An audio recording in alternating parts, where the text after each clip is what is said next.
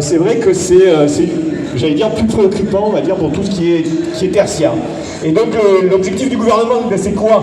Avec la réforme du lycée professionnel, c'est de faire en sorte d'avoir des salariés low cost que seront les jeunes et qui partiront en stage dans les entreprises. Et en même temps, que l'entreprise elle rentre dans les établissements scolaires, dans les lycées professionnels. Donc dès cette rentrée, moi dans mon lycée, il y a un bureau des entreprises qui peut être animé par un chef d'entreprise par exemple, et qui va former les jeunes, ou moi je dirais, tel que ces gétistes, les déformer même, au niveau idéologique. Parce qu'effectivement, l'idée c'est de faire en sorte que ce soit l'entreprise qui reprenne le contrôle de l'éducation, de la formation pour les jeunes. Donc ça c'est très très grave, encore une fois au niveau des moyens, mais aussi au niveau de l'esprit et des valeurs qui sont véhiculées par cette réforme.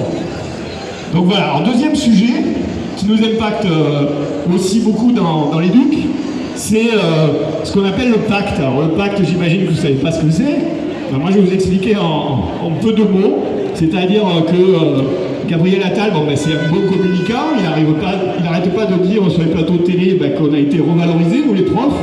Bon, c'est un mensonge, bien sûr, hein, vous l'aurez deviné. Et en fait, ils ont simplement repris la phrase de Sarkozy qui était de dire « travailler plus pour gagner plus », c'est-à-dire qu'ils proposent à des gens qui ont un pouvoir d'achat en berne, en baisse depuis 20 ans, hein, eh bien, ils leur proposent de remplacer les collègues, comme ça, entre 2 heures de cours, pour se faire de l'argent. Donc c'est travailler plus pour gagner plus. Et au niveau de la formation des élèves, c'est assez désastreux aussi. Là, il y avait un collègue qui m'a raconté l'autre jour qu'il y a une classe au collège, elle a eu 11 heures de physique dans la semaine. Parce qu'en fait, comme c'est une collègue de physique qui a signé le pacte, c'est elle qui remplace tous les collègues du collège, et donc il ne faut que de la physique. Parce que, bien entendu, elle ne sait pas faire autre chose, c'est normal.